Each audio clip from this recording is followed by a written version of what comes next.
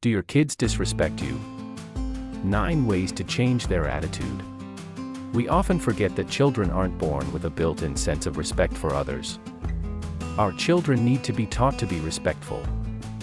Think about it, babies are born having to manipulate their world to get their needs met, and they do this primarily by crying. Crying is natural and appropriate for babies. It's how they communicate that they're hungry or wet or need to be held. But as kids get older, it's our job as parents to teach them respectful ways of getting their needs met. And crying, manipulation, and disrespect are certainly not respectful ways to accomplish this. Unfortunately, many kids have not been taught respect or choose not to be respectful even though they know better. Indeed, it's common to see children and teens arguing with adults, or ignoring them outright, using foul language, copying an attitude, and not using manners or respecting those in authority. Sadly, this has become the norm for many children and teens. In my opinion, YouTube, movies, music, and video games all seem to glorify a disrespectful, angry, rude way of dealing with others. As a result, we have to work harder as parents to teach our kids to be respectful. More importantly, though, many parents have not established a firm culture of accountability in their homes. Part of the problem is that parents are often busy, making it much harder to respond immediately to our kids. Let's face it, it's easier to let things slide when you're worn out and stressed from working so hard. Finally, I believe that many parents have a hard time looking at their kids in a realistic light. I can't overstate how important it is to be willing to look at your children realistically, noting both their strengths and their areas of weakness. Being realistic allows you to see inappropriate behavior as it happens and address it, and not make excuses or ignore it. How can you change the culture in your own home if disrespectful behavior is starting, or is already a way of life? Here are 9 things you can do as a parent today to start getting respect from your kids. Number 1. Remember that your child is not your friend.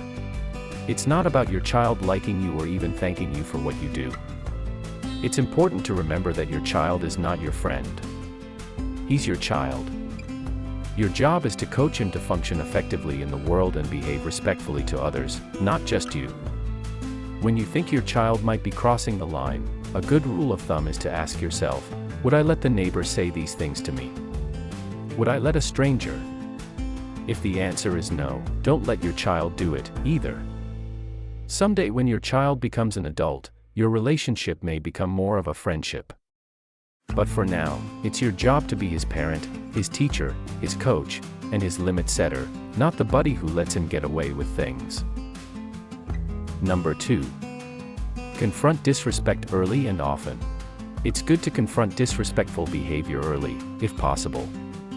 If your child is rude or disrespectful, don't turn a blind eye. Intervene and say, "We don't talk to each other that way in this family." Giving consequences when your kids are younger is going to pay off in the long run. As a parent, it's crucial that if you see your child being disrespectful to admit it and then try to nip it in the bud. Also, if your child is about to enter the teen years, or another potentially difficult phase, think about the future. Some parents I know are already planning how they will address behavior as their ADD daughter, who is now 11, becomes a teenager. They're learning skills to prepare for their interactions with her later. This preparation can only help them as they move forward together as a family. Number 3. Parent as a team. It's beneficial for you and your co-parent to be on the same page when it comes to your child's behavior. Make sure one of you isn't allowing the disrespectful behavior while the other is trying to intercede. Sit down together and talk about your rules and then come up with a plan of action, and a list of consequences you might give if your child breaks the rules. Number 4. Teach your child basic social interaction skills. It may sound old-fashioned, but it's important to teach your child basic manners like saying please and thank you. When your child deals with her teachers in school or gets her first job and has these skills to fall back on, it will go a long way. Understand that using manners, just a simple "excuse me" or "thank you," is also a form of empathy. It teaches your kids to respect others and acknowledge their impact on other people. When you think about it, disrespectful behavior is the opposite of being empathetic and having good manners. Number 5. Be respectful when you correct your child. When your child is disrespectful, correct them in a respectful manner. Yelling and getting upset and having your own attitude in response to theirs is not helpful. Getting upset only escalates their disrespectful behavior. The truth is, if you allow their rude behavior to affect you, it's difficult to be an effective teacher. Instead, you can pull your child aside and give them a clear message of what is acceptable. You don't need to shout at them or embarrass them. One of our friends was excellent at this parenting skill. He would pull his kids aside, say something quietly. I usually had no idea what it was, and it usually changed their behavior immediately. Use these incidents as teachable moments by pulling your kids aside calmly, making your expectations firm and clear, and following through with appropriate consequences. Number 6. Set realistic expectations for your child's behavior. Being realistic about your child's behavior patterns may mean that you need to lower your expectations. Don't plan a huge road trip with your kids, for example, if they don't like to ride in the car. If your child has trouble in large groups and you plan an event for 30 people, you're likely to set everyone up for disappointment, and probably an argument. It is often helpful to set limits beforehand. For example, if you're going to go out to dinner, be clear with your kids about your expectations. Clear expectations will help your child behave and, in some ways, will make them feel safer. They will understand what is expected of them and will know the consequences if they don't meet those expectations. If they meet your goals, certainly give them credit, but if they don't, follow through on whatever consequences you've set up for them. Number 7. Clarify the limits when things are calm. When you're in a situation where your child is disrespectful, that's not the ideal time to do a lot of talking about limits or consequences. At a later time, you can talk with your child about her behavior and your expectations. Number 8. Discuss disrespect when your child is calm. If your child is disrespectful or rude, talk about what happened once things are calm. Talk about how it could have been dealt with differently.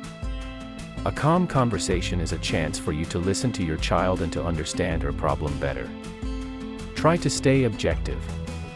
You can say, "Pretend a video camera recorded the whole thing. What would I see?" This is also a perfect time to have your child describe what she could have done differently. Number 9. Don't take your child's behavior personally. One of the biggest mistakes parents can make is to take their child's behavior personally. The truth is, you should never fall into that trap because the teenager next door is doing the same thing to his parents. And your cousin's daughter is doing the same thing to her parents. All kids have conflicts with their parents. Your role is to just deal with your child's behavior as objectively as possible. When parents don't have effective ways to deal with these kinds of things, they may feel out of control and get scared. As a result, they often overreact or underreact to the situation. When they overreact, they become too rigid. And when they underreact, they ignore the behavior or tell themselves it's just a phase. Either way, it won't help your child learn to manage his thoughts or emotions more effectively.